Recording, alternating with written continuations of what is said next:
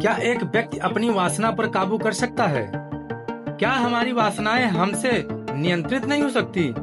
आखिर क्यों हमारी वासना इतनी प्रबल हो जाती है? क्यों हम अपने मन के गंदे विचारों पर नियंत्रण नहीं रख पाते? आज के समय के लोगों ने यही मान लिया है कि वासनाओं पर नियंत्रण पुराने समय का एक धार्मिक अंधविश्वास है। कुछ वैज्ञानिकों ने, कुछ विचारकों ने अपनी प्रसिद्धि बढ़ाने के लिए ऐसे वक्तव्यों का प्रयोग किया कि आज के आधुनिक और विकसित युग में पोर्नोग्राफी इतना अधिक बढ़ चुका है। जहां देखो लड़के और लड़कियां वासनाओं में डूबे हुए हैं। इनके मस्तिष्क से गंदे विचारों को निकाल पाना किसी के वश में नहीं है। लेकिन ऐसा बिल्कुल भी नहीं है। आज भी ऐसे लोग हैं जो गंदे विचार बिल्कुल त्याग सकते हैं। अपनी वासनाओं में उठ रहे गंदे विचार किसी विपरीत लिंग के प्रति आकर्षण से पूर्ण रूप से बचे हुए हैं। अब आप सबके दिमाग में एक प्रश्न उठ रहा होगा कि ऐसी कौन सी क्रिया है जिसके द्वारा हम अपने वासनाओं पर नियंत्रण रख सकते हैं। दोस्तों, दिमाग से वासनाओं को या गंदे विचारों को हटाना वास्तव में एक चुनौती भरा कार्य है, लेकिन यह असंभव भी नहीं है, क्योंकि एक व्यक्ति अगर चाहे तो कुछ भी असंभव नहीं होता। कुछ ऐसी स्ट्रेटेजी है, कुछ ऐसे क्रियाकलाप हैं इस वीडियो में हम बताएंगे जिससे एक व्यक्ति 90% तक इस कार्य में सक्सेस हो सकता है। कुछ पॉइंट्स के माध्यम से आपको बताते हैं। पॉइंट्स नंबर 1, माइंडफुलनेस और ध्यान। हमें अपने विचारों और भावनाओं पर नियंत्रण करने, मन में उठ रहे गंदे आवेगों पर काबू पाने के लिए माइंडफुलनेस टेक्निक का प्रयोग करना चाहिए।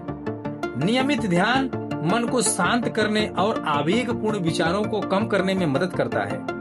ध्यान से हम अपने मन और मस्तिष्क का किसी एक बिंदु पर केंद्रित करके इसके निरंतर अभ्यास से दिमाग में उठ रहे गंदे विचारों पर धीरे धीरे नियंत्रण करने लगते हैं। एक बात का ध्यान रखें कि यौन विचारों को नियंत्रित करना एक ऐसी प्रक्रिया है जिसमें समय, प्रयास और धैर्य लगता है। दोस्तों, दूसरा टॉपिक है आत्मचिंतन का प्रयोग करके अपने विचारों पर ध्यान दें या ट्रिगर और पैटर्न की पहचान करें। आपको इस बात पर ध्यान देना है कि आपके मन में कुछ खास विचार क्यों आ रहे हैं और वे विचार आपके लक्ष्यों या मूल्यों से किस प्रकार मेल खाते हैं, या ये विचार आपको वासनाओं की ओर क्यों ले जा रहे हैं।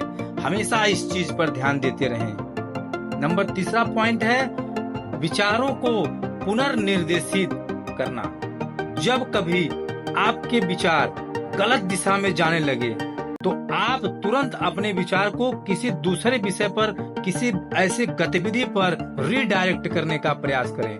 अपने विचारों को शौक, व्यायाम या रचनात्मक गतिविधियों में केंद्रित करें।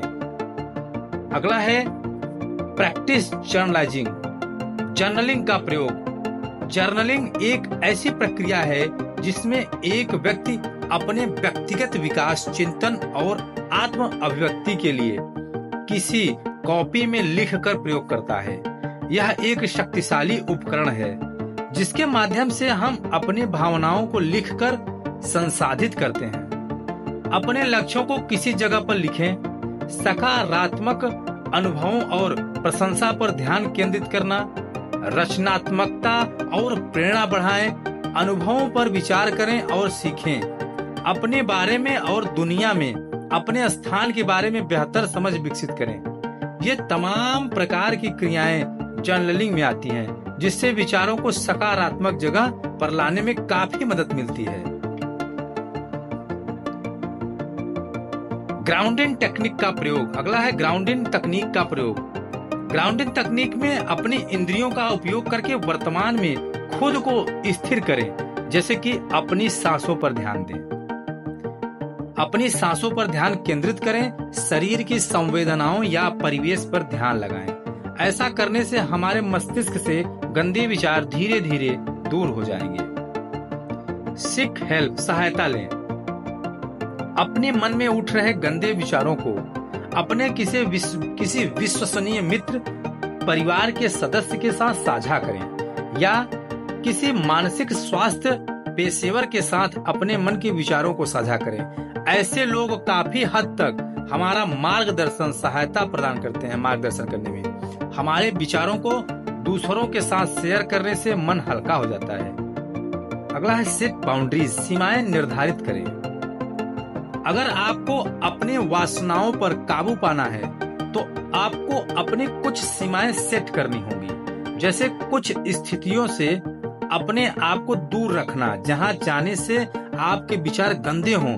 कुछ ऐसी संगतियों से दूर रहें जहां लोग अभद्र बात करें। मोबाइल फोन के इस्तेमाल पर नियंत्रण रखें, क्योंकि मोबाइल देखते समय जब हम गंदे वीडियो या फोटो को देखते हैं तो हमारी वासनाएं जागने लगती हैं और हमें गंदे कार्यों के लिए प्रेरित करने लगती हैं। इसलिए कुछ समय ऐसी गतिविधियां, ऐसी संगतियों से हमें दूर रहना चाहिए। कुछ ऐसे क्रियाकलापों से दूर रहेंगे तो गंदे विचार हमारे दिमाग में बिल्कुल नहीं आएंगे।